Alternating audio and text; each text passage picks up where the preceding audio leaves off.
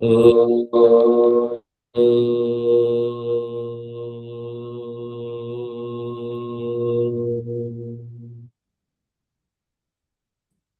ओ,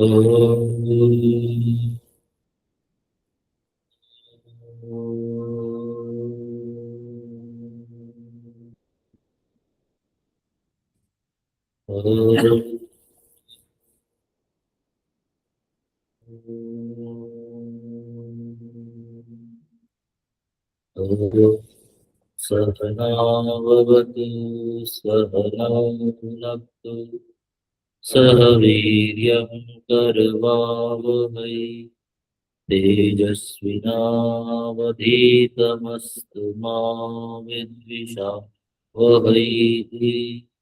ॐ शान्ति शान्ति शान्तिः। सदाशिवसमारम्भाम् शङ्कराचार्यमध्यमाम् अस्मदाचार्यपर्यन्ताम् वन्दे गुरुपरम्पराम्। श्रुतिस्मृतिपुराणानाम् आलयं करुणालयम् नमामि भगवत्पादम् शङ्करं लोकशङ्करम् शङ्करं शङ्कराचार्यं केशवं बादरायणम्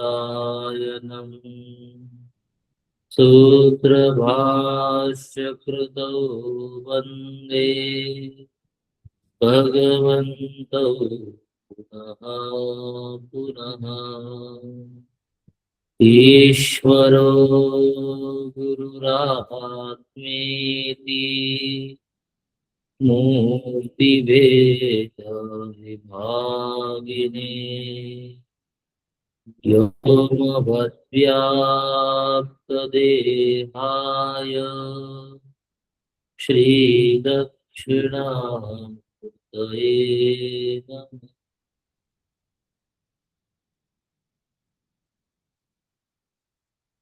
ॐ भद्रं कर्णेभिः शृणुयाम देवाः भद्रं पश्येमाक्षभिर्यजत्राः स्थिरैरङ्गैः स्तुष्ट्वागुंसस्तनूभिः व्यशेम देवहितं यदायुः स्वस्ति न इन्द्रो वृद्धश्रवाः स्वस्ति न पूषा विश्ववेदाः स्वस्ति नस्तार्क्ष्यो अरिष्टनेमिः स्वस्ति नो बृहस्पतिर्दधातु। ॐ शान्ति शान्ति शान्ति। सो हम लोग मांडुक्य उपनिषद मांडुक्य कारिका के ऊपर विचार कर रहे हैं। हमने शांति पाठ देख लिया। ये जो मांडुक्य उपनिषद है इसके ऋषि जो मुंडक है, मैंने निवेदन किया था मुंडक माने होता है मेंढक, जो जिसका स्वभाव होता है उछल कर चलना, चलता नहीं है, क्या करता है एकदम से छलांग लगाता है और अपने लक्ष्य तक पहुंचता है। इस उपनिषद का भी यही है कि जो साधक योग्य अधिकारी है तो छलांग लगाकर, जो अध्ययन करने वाला जो विद्यार्थी है छलांग लगा के अपने परम लक्ष्य की प्राप्ति कर लेता है। और जो मेंढक होता है वो उभयचर होता है।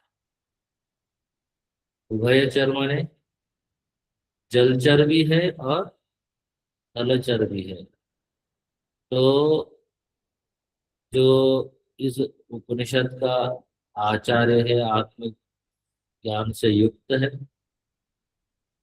वह जीवन मुक्त भी है, हाँ, और ब्रह्मनिष्ठ भी है। व्यवहार करता हुआ भी दिख रहा है, लेकिन वो क्या है? ब्रह्मनिष्ठ है। ब्रह्म में उसकी स्थिति है। तो आत्मबोध प्राप्त जिन साधक को करना है, जिनके अंदर यह जिज्ञासा तीव्र पड़ी हुई है, मुमुक्षा जागृत हुई है कि मुझे बंधन से छूटना है, मेरे जीवन का जो लक्ष्य है वह इस संसार में भौतिक पदार्थों में नहीं है, ऐसा किन्हीं किन्हीं साधकों को लगता है। सबको यह बोध नहीं होता है, और सबको ऐसा वैराग्य भी नहीं होता। सत्संगी को भी नहीं होता है। ये बात ध्यान में रखिए। सत्संगी भी प्रायः हम देखते हैं कि मत मतांतरों में फंसे हुए हो सकते हैं। कोई कहाँ से जुड़ता है, कोई कहाँ से जुड़ता है, लेकिन जो उपनिषद प्रतिपादित अर्थ है उसका सब लोग ग्रहण करना नहीं चाहते। उसके प्रति उस प्रकार से बिल्कुल निष्ठावान होकर, समर्पित होकर, उस चीज की प्राप्ति के लिए एकमात्र क्या, जो मोक्ष है, स्वरूप अवस्थान है, जो हमारा अपना आत्मा है, उसकी प्राप्ति करना सब लोग उस दृढ़ता से नहीं चाहते। और मैं निवेदन करना चाहूंगा कि जरा से प्रयास से प्राप्त भी नहीं होता है। एक तो गुरु कृपा हो, शास्त्र कृपा हो, और आपकी मुमुक्षा तीव्र हो,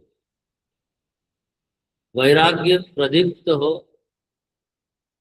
गीता के कहे हुए सूत्र के अनुसार असंग शस्त्रेण दृढ़ेन चित्वा, असंगता का, वैराग्य का शस्त्र धार तीव्र होनी चाहिए। संसार में निरंतर साधक के जीवन में परिस्थिति आती है, रोज वह नवनवीन परिस्थितियों से घिरा रहता है, और उन परिस्थितियों के कारण जितना उसे आत्मचिंतन करना चाहिए, जितना उसे समय देना चाहिए, वो दे नहीं पाता है। बहुत लोगों के पास समय की कमी नहीं होती है, लेकिन उनका भी समय भगवान की माया के कारण, वासना के तीव्र संस्कारों के कारण, अनंत जन्मों के स्वभाव के कारण हम अपना समय बहुत बार ऐसे ही गंवा देते, पता भी नहीं चलता कि आज सुबह हुई थी और कब सायंकाल हो गई और समय चला गया। इसलिए साधक को उस तत्व को जानने के लिए और यह उपनिषद का अध्ययन करने के लिए बड़ी ही तन्मयता, तीव्रता, रोज का स्वाध्याय, अपनी दिनचर्या को व्यवस्थित करना, अपने आप को इस उपनिषद के विचारों के अनुसार ढाल लेना, ये परम आवश्यक। आप इसे हल्के में ना ले तो ज्यादा अच्छा रहेगा कि सुन लिया, सुनने का एक हमारा क्रम बना है, तो हम सुन रहे हैं, तो उसका उतना फायदा भी जीवन में देखने को नहीं आएगा। सो कृपा है भगवान भाष्यकार की कि उन्होंने जो गौड़पादाचार्य जी की कारिकाएं है उसका भाष्य लिखा, और उनके भाष्य के ऊपर श्रीमद् आनंद गिरी जी महाराज की टीका भी है, और कैलाश आश्रम के इस प्रकाशन के कारण हमको टिप्पणियां भी उपलब्ध है, जो हमारे समझ में वृद्धि करने के लिए, भाष्य की पंक्ति लगाने के लिए सहायक बनती है। सो सर्वप्रथम श्रीमद् भगवत पाद आदि शंकराचार्य जी महाराज 2 श्लोकों में मंगलाचरण करते हैं। प्रस्तावना भाष्य के पूर्व 2 श्लोकों में उन्होंने मंगलाचरण किया है। मंगलाचरण करना हमारी शिष्टों की परंपरा है। यह अभद्रता मानी जाती है कि हम ईश्वर को, परमात्मा को, गुरु को या महापुरुष को वंदन किए बिना ही, देवी देवताओं को वंदन किए बिना ही किसी कार्य का आरंभ करें। हमारी सनातन परंपरा यह नहीं। हम एक सामान्य गाड़ी, स्कूटर खरीद लेते हैं तो भी उसके ऊपर तिलक लगाते हैं, नारियल फोड़ते हैं, भगवान का नाम लेते हैं। परीक्षा इत्यादि देने जाते हैं या नवीन कोई कार्य करने निकलते हैं तो घर से दही और चीनी खा के निकलते हैं, भगवान का नाम लेते हैं, आशीर्वाद लेते हैं बड़े बुजुर्गों का, तब निकलते हैं। तो इतना बड़ा शास्त्र आप लिखने जा रहे हो, ग्रंथ की व्याख्या करने जा रहे हो, और मंगलाचरण ना करो तो यह भी अच्छी परंपरा नहीं है। नास्तिक इत्यादि लोग मंगलाचरण नहीं करते। कुछ ने तो किया भी है, अरहतों को नमस्कार किया है, हाँ, बोधिसत्व को नमस्कार किया है कि कुछ लोगों ने नमस्कार, किंतु अधिकतर किए बिना ही ग्रंथ लिख देते हैं। तो मंगलाचरण का तात्पर्य हमारे यहाँ इस विशेष अर्थ में लेते हैं, ग्रंथ समाप्ति लक्ष्य हो सकता है किसी का, लेकिन ग्रंथ समाप्ति मुख्य लक्ष्य न होकर ग्रंथ के आरंभ में, मध्य में तथा अंत में कार्य करते समय जो विघ्न उपस्थित होते हैं, उन विघ्नों के निवारण हेतु भी हम परमात्मा की प्रार्थना करते हैं। हम लोग कोई भी कार्य आरंभ करते तो क्या कहते हैं? वक्रतुंड महाकाय सूर्यकोटि समप्रभ निर्विघ्नं कुरु मे देव सर्व कार्येषु सर्वदा। देखिए, निर्विघ्नं कुरु मे देव, हे देव आप हमारे जीवन में सभी कार्यों में आने वाले जो विघ्न है सर्वदा उसको क्या करिए? दूर करिए। यह आप लोगों ने देखा है, सुना है, इसके ऊपर ज्यादा बताने की जरूरत नहीं है। तो मंगलाचरण वैसे नमस्कारात्मक होता है, वस्तु निर्देशात्मक होता है। 2 प्रकार का मानते हैं। और मंगलाचरण करना हमारी परंपरा है। सो आचार्य भगवत पाद आदि शंकराचार्य जी महाराज मंगलाचरण करते हैं। आइए इस श्लोक का हम पाठ करते हैं, आप ध्यान से दोहराइएगा। बहुत ही सुंदर श्लोक है। प्रज्ञानां सुप्रतानैः स्थिरचरनिकर व्याप्तिभिर्व्याप्य लोकाः।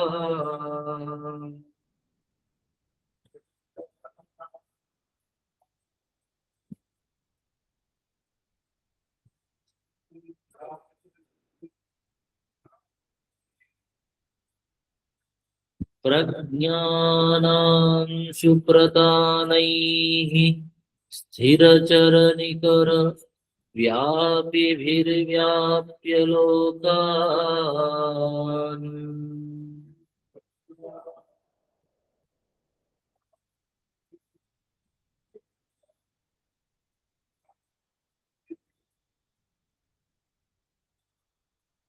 भुक्त्वा भोगान् स्थविष्ठान् पुनरपि धिषणोद्भासितान् कामजन्यान्।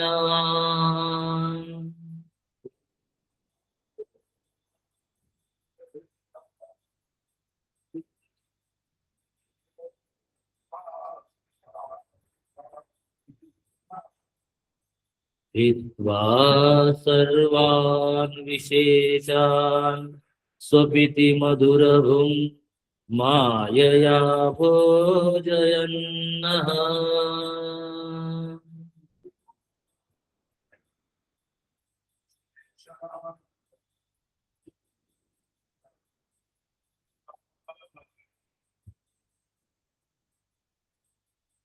माया संख्यातुरीयम् परममृतमजम् ब्रह्म यत्तन्नतोऽस्मि।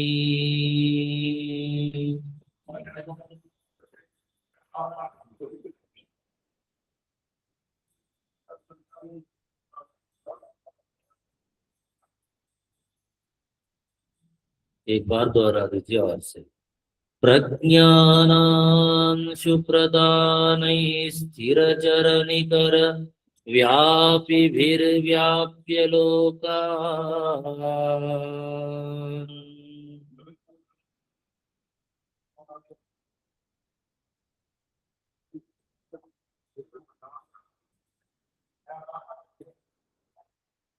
भुक्त्वा भोगान् स्थविष्ठान् पुनरपि धीशनोद्भासितान् कामजन्यान्।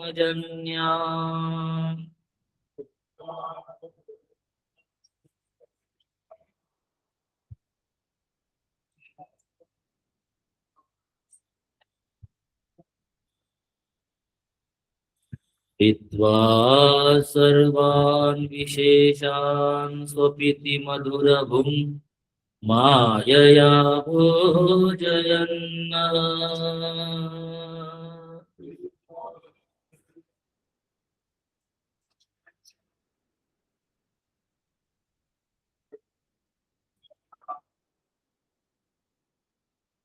माया संख्यातुरीयम् परममृतमजम् ब्रह्म यत्तन्नतोऽस्मि।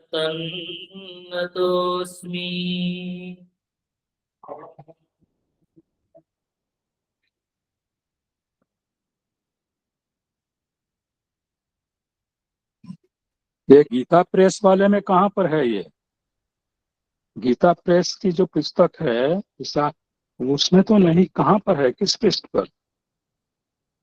मंगलाचरण में भाष्य में होगा ना आपके। गीता प्रेस की नहीं बुक है, पे है ना। हाँ, नहीं है, किस पृष्ठ पर? पेज नंबर बताओ। एक सेकेंड, पेज नंबर बताओ। 460 पेज पे, 459 पेज पे देखिए। 459 देखिए। नहीं है 459 में, 460। कैसे नहीं है, देख लीजिए भाषा। 559 पे मेरे देखिए। पास आपने मांडुक्य उपनिषद नहीं खोला है क्या? मांडुक्य उपनिषद नहीं खोला। मांडुक्य उपनिषद खोलिए नहीं, ना, आप उसमें पुस्तक में। मुंडक खोल दिया होगा स्वामी जी ने। मांडुक्य वाह, खोलो। हम मुंडक पढ़ा ही नहीं रहे हैं।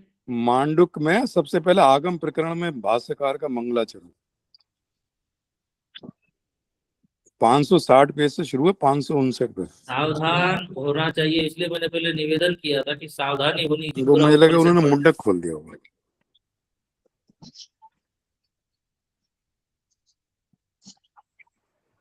मिला? जी जी देखिए मिला। भाष्य का मंगलाचरण है ये। अगला श्लोक भी पढ़ लीजिए ताकि आप याद कर लीजिए, इसे बहुत महत्वपूर्ण है, तो पढ़ा पाठ करवा ही देते हैं। यो विश्वात्मा विधिज विषयान् प्राश्य भोगान् स्थविष्ठान्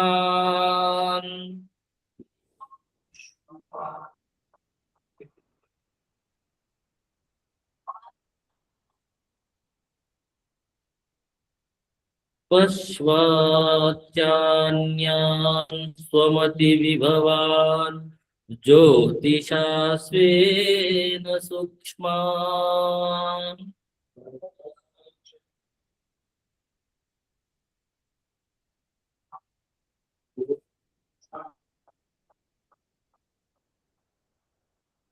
सर्वानेतान् पुनरपि शनैः स्वात्मनि स्थापयित्वा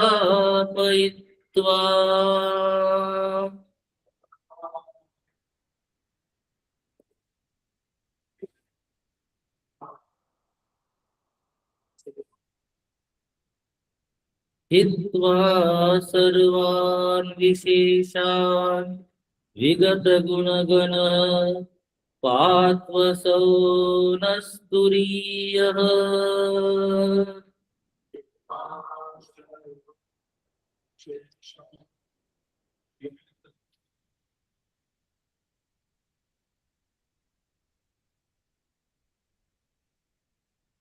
इसको पाठ करिए और याद करिए, अच्छे से पढ़ना आना चाहिए।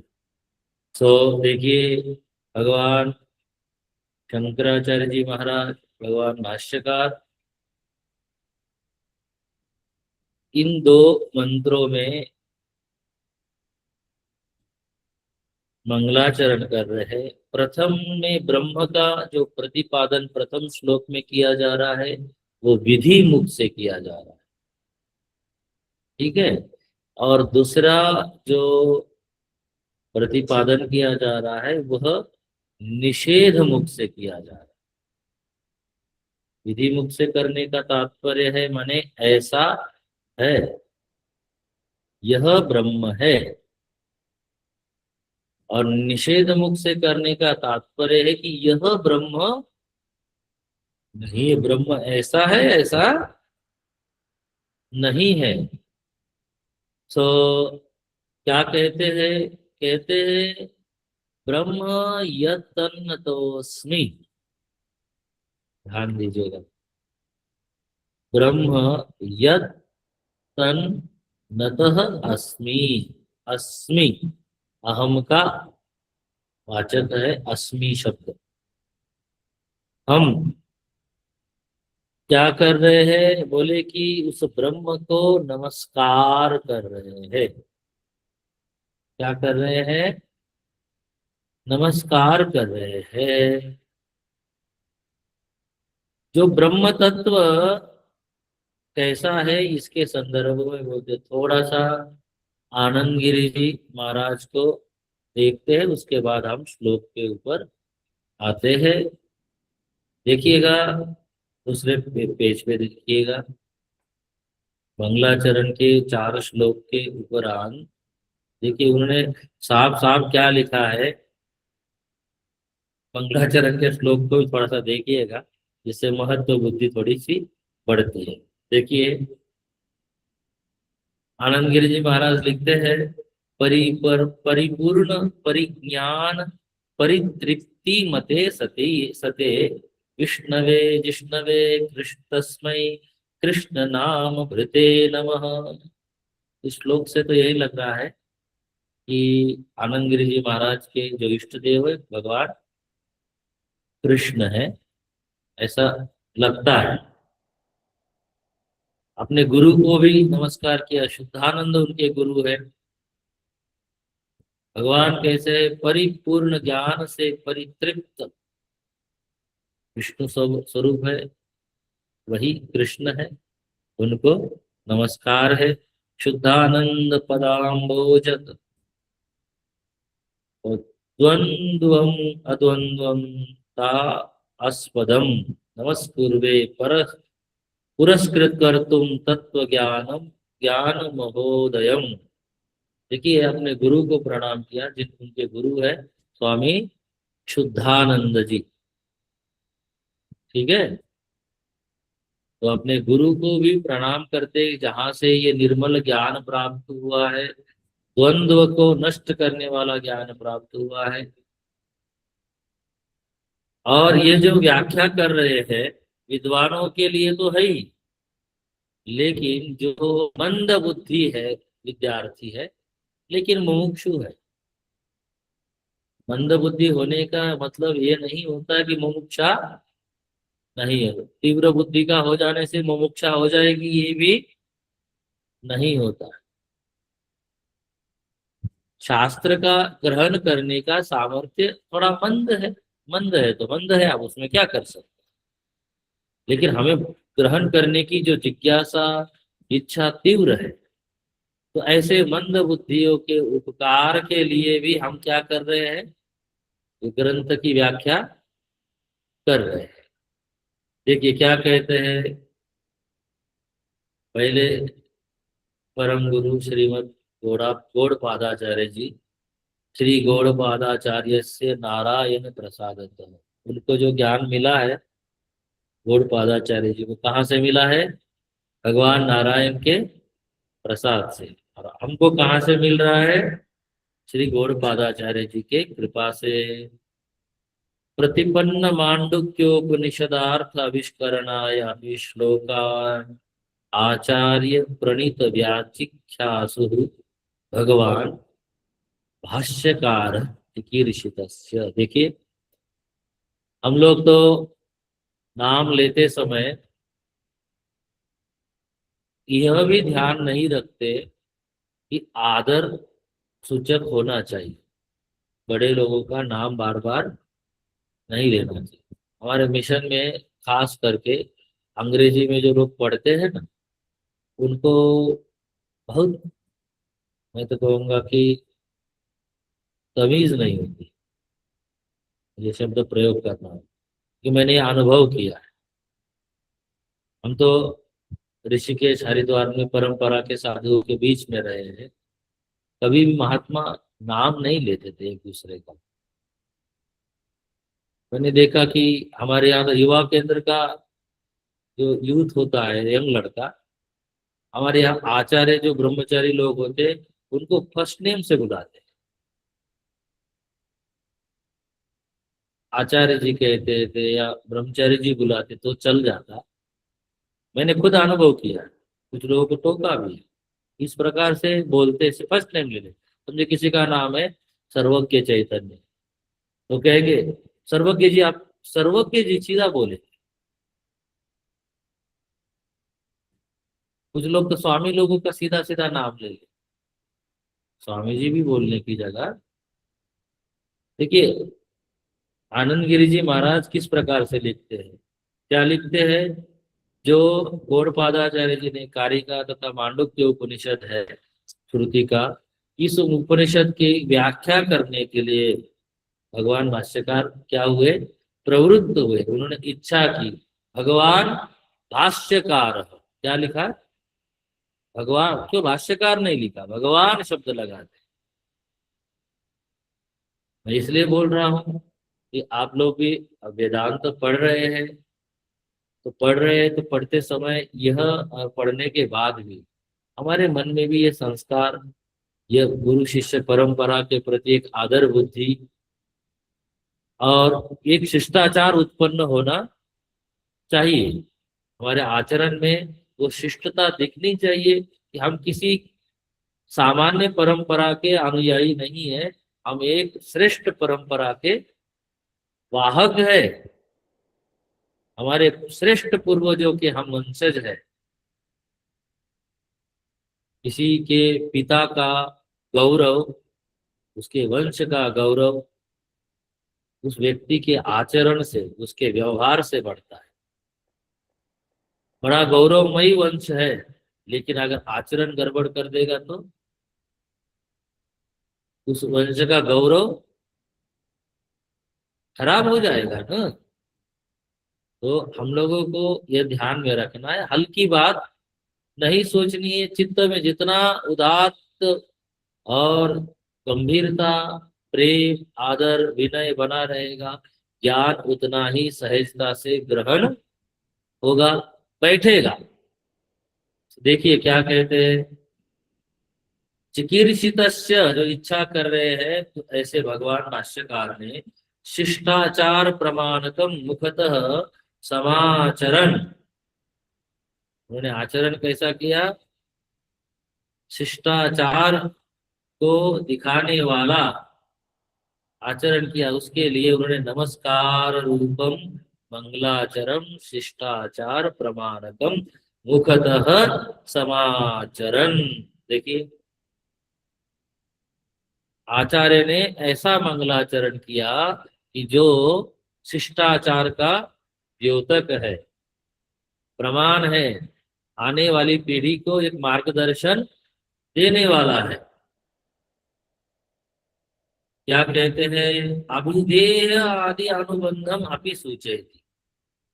अभिधेय क्या है, अनुबंध क्या है। अभिधेय माने क्या प्रतिपादित किया जा रहा है, क्या बताया जा रहा है, और विषय क्या है, अनुबंध क्या है। अनुबंध चतुष्टय ग्रंथ का पता होना चाहिए।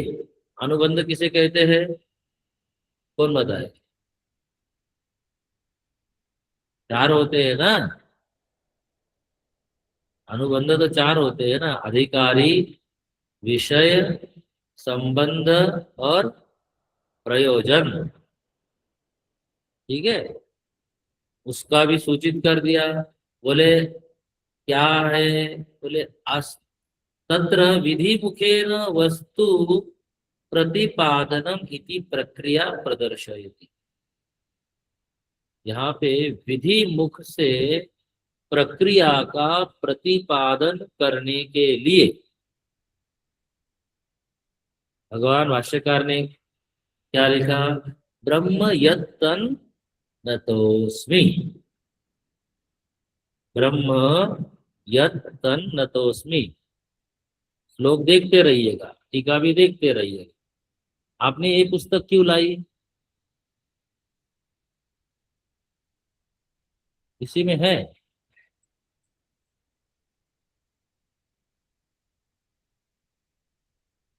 सो देखिए क्या कह रहे हैं, विधि मुखेन वस्तु प्रतिपादनम इति प्रक्रिया प्रदर्शयति। प्रक्रिया बताते हैं, क्या है, बोले अस्मद, इसमें यत्तन तो उसमें में अस्मि में क्या है, अस्मद शब्द है। तो अस्मद अर्थस्य तद ऐक्य स्मरण रूपम नमनम सूचयता। अहम का तथा उस ब्रह्म तत्व का ऐक्य प्रतिपादन करना, ऐक्य रूप स्मरण, द्वैत नहीं है, एक है। ठीक है, यह सूचित करने के लिए यहाँ पे यत्तन्नतोस्मि कहा।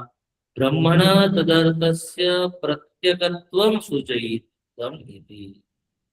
इसके द्वारा ब्रह्म का प्रत्यकत्व माने प्रत्येक आत्मा के रूप में दर्शाया जा रहा है।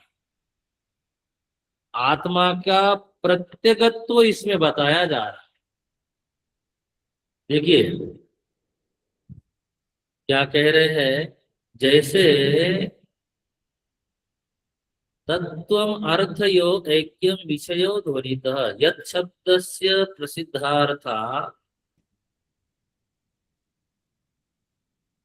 यस् शब्दं प्रसिद्धार्थौ द्योतकत्वात् वेदांत प्रसिद्धं ब्रह्म तन्नतोस्मि इति संबंधेन मंगलाचरणं श्रुत्या क्रियते।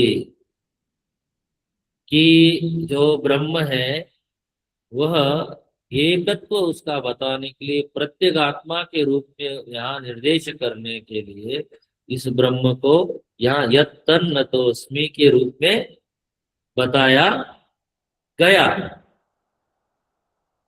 ब्रह्मण अद्वितीयत्वाद जनन मरण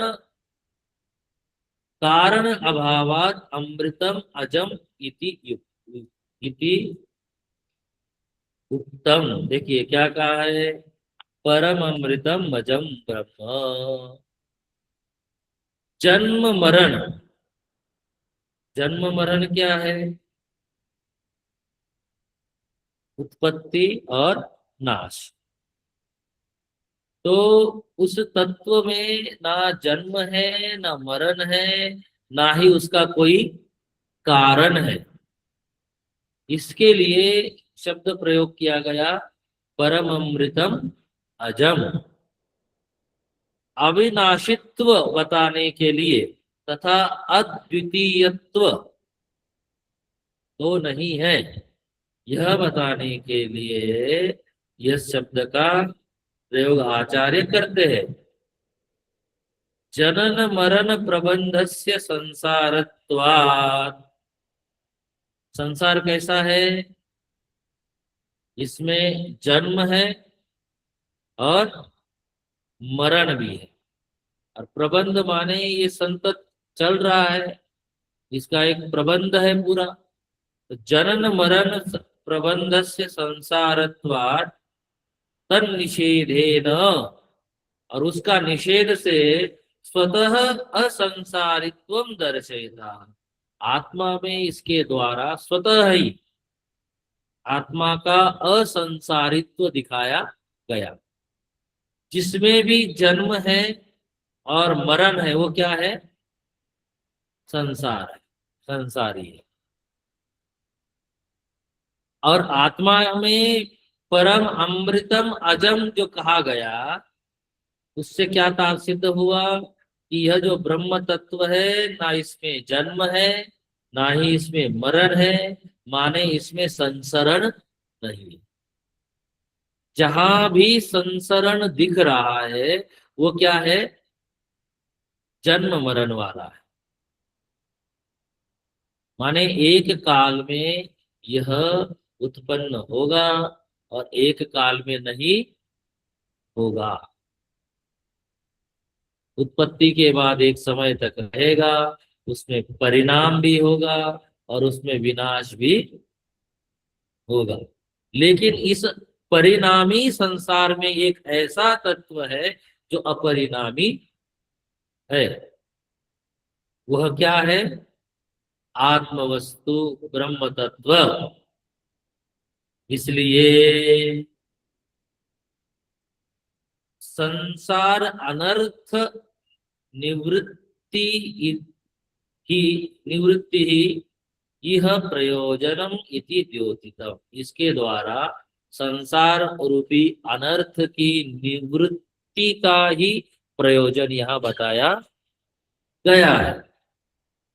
निवृत्ति होनी चाहिए। कैसे? इस संसार रूपी अनर्थ की क्या हो? निवृत्ति हो। इसलिए क्या करना है? बोले कि यह अद्वितीय स्वतः असंसारी ब्रह्म, जो अद्वितीय है, स्वतः सिद्ध है और कैसा है? असंसारी है। ऐसे ब्रह्म का प्रतिपादन, उसका बोध किससे प्राप्त होता है? वेदांत प्रमाण के द्वारा। वेदांत प्रमाणकम, इसके संदर्भ में क्या प्रमाण है? वेदांत ही प्रमाण है। तरहि कथम अवस्था त्रय विशिष्टा जीवा जीवा भोक्ता अनुभूयन्ते भोजयिता ईश्वर श्रूयन्ते श्रूयते भोज्यम च विषय जातम पृथक उपलभ्यते। तो यही जीव अवस्था त्रय से युक्त कैसे बन रहा है? फिर एक ब्रह्म तत्व जीव कैसे बन रहा है? अवस्था त्रय कौन भोग कर रहा है? देखिए अवस्था भिन्न भिन्न है, किंतु तीनों अवस्थाओं में, कल भी निवेदन किया था, तीनों अवस्थाओं में जो अनुभव करता है वो एक है। जागृत अवस्था, स्वप्न अवस्था और सुषुप्त अवस्था, और उसके सामने भोग उत्पन्न उपलब्ध हो रहे हैं, और वो उस भोगों का क्या है, भोगता है। तो उसी के बारे में कहते, देखिए भगवान भाष्यकार क्या कह रहे हैं। वो ब्रह्म कैसा है, बोले कि परम अमृतम अजम ब्रह्म यत्तन्नतोस्मि। इस ब्रह्म ने भोग प्राप्त किए कैसे, बोले स्थिर चर निकर व्यापी भीर व्याप्य लोकान भुक्त्वा भोगान स्थविष्ठान। ठीक है, देखिए आत्मा के संदर्भ में बात हो रही है। जागृत अवस्था में जो भोग सामने आते हैं और स्वप्न अवस्था में भी जो भोग आते हैं, उसको ग्रहण करने वाला जो भोक्ता है, जो आत्मा है, वो क्या है, एक है, वह भिन्न नहीं। आचार्य कहते हैं प्रज्ञान एक है। अभी हम लोगों ने ऐतरेय में प्रज्ञान के बारे में पढ़ा, प्रज्ञानम ब्रह्म, प्रज्ञान एक है। एक ज्ञान ऐसा है हमारे अंदर कि जो नित्य है, और एक ज्ञान ऐसा है जो आता जाता है, जो वृत्ति के कारण आता जाता है। देखिए जो भी भोग सामने आ रहे हैं, प्रमाता प्रमातावचिन्न चैतन्य करण द्वार से प्रमाणारूढ़ होकर, करणारूढ़ होकर, प्रमाणावचिन्न होकर, फिर प्रमेयावचिन्न जब होता है तो प्रमेय जाना जाता है। जब तक प्रमाता प्रमेय के साथ एक रूप नहीं होता, तब तक प्रमेय का ज्ञान नहीं होता। तद्रूप होना प्रमाता का आवश्यक है। जब तक प्रमाता तद्रूप नहीं होता, तब तक प्रमेय जाना नहीं जाता। तो सारे जो विषय है उसको, जो प्रमाणावचिन्न चैतन्य है, प्रमातावचिन्न चैतन्य है, वो प्रमाण को ग्रहण, प्रमेय को ग्रहण तब करता है जब वो प्रमेय से को अवचिन्न हो जाता है, प्रमेय में अवचिन्न हो जाता है, तभी एक वृत्ति उत्पन्न होती है। उसी को हम वृत्त्यावचिन्न चैतन्य भी कहते हैं। सावधानी आपकी पूरी चाहिए, ध्यान दीजिएगा। तो क्या कहते हैं, प्रज्ञानांशु प्रतानैहि। एक प्रज्ञान है। अब अंशु जो कह रहे हैं ना, प्रज्ञान में कोई अंश नहीं होता, अंशु नहीं होता, लेकिन फिर भी कह रहे प्रज्ञानांशु। एक ज्ञान जो नित्य ज्ञान स्वरूप है, जिसके कारण वृत्ति भी प्रकाशित हो रही है, जो वृत्त्यावचिन्न होकर फिर वृत्ति को क्या कर रहा है, ग्रहण कर रहा है, वृत्ति को प्रकाशित कर रहा है। इसलिए क्या कह रहे, प्रज्ञानांशु। सारे विषयों को वही प्रज्ञान क्या करता है, अवचिन्न करता है, व्याप्त करता है। तब व्यापी भीर व्याप्य लोका, जब व्याप्त कर लेता है तब विषय का ग्रहण होता है, विषय का प्रकाशन होता है, विषय का ज्ञान होता है। कठिन हो रहा है। देखिए क्या कह रहे हैं, भुक्त्वा भोगान। भोग क्या है कि वो जो ज्ञान हो रहा है प्रमेय का, उसको ग्रहण करना, प्रमेयावचिन्न होकर, वही क्या है उसका भोग है। जागृत में आप व्यवहार करते हैं, स्वप्न में भी प्रमाता प्रमेय को क्या करता है, वहां अवचिन्न करके प्रमेय की वृत्ति बनती है, और उस वृत्त्यावचिन्न चैतन्य के कारण फिर वह वृत्ति प्रकाशित होती है। तो उसका क्या होता है, वहां पर क्या हो रहा है, भोग हो रहा है। जागृत में कहा गया था स्थूल भुक, हाँ? स्थूल भुक, और वहां पे क्या कहा था, सूक्ष्म भुक कहा था, तेजस कहा था, और आगे आएगा ये विषय सब, श्रुति ही बताएगी। और जागृत में कहा था विश्व, हाँ? तो देखिए क्या कहते हैं, भुक्त्वा भोगात् स्थविष्ठान् पुनरपि धीशनोत् भासित काम जन्यान्। देखिए सारी वृत्तियों का जो भोग करता है और उन वृत्तियों में स्थित होने से अविष्ठा, और उन वृत्तियों को, उन कामनाओं को फिर क्या करता है, वो प्रकाशित करता है। स्वप्न अवस्था में भी उसको प्रकाशित करने का काम कौन करता है, वही परमात्मा करता है, नहीं आत्मा ही करता है। और सुषुप्त अवस्था में जो अभाव की अवस्था है, वहां पर भी वही प्रज्ञान ही क्या कर रहा है, उस अभाव को प्रकाशित कर रहा है।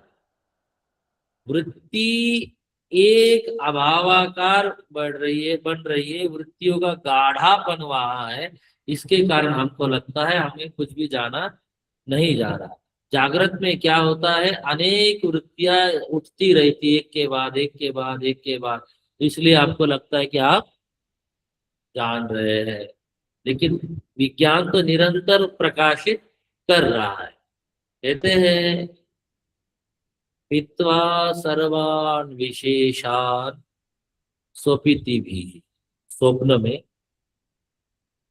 जिस प्रकार से सुख दुख का हाँ सुख दुख का, स्थूल भोगों का जागृत में अनुभव होता है, भोग करता है वो उसी प्रकार से विश्व कहाँ पे, स्वप्न में भी मधुर भुंग स्वपिति पीत्वा सर्वान् विशेषान्, हाँ, स्वपिति भी मधुर भुंग माया भोजयन्।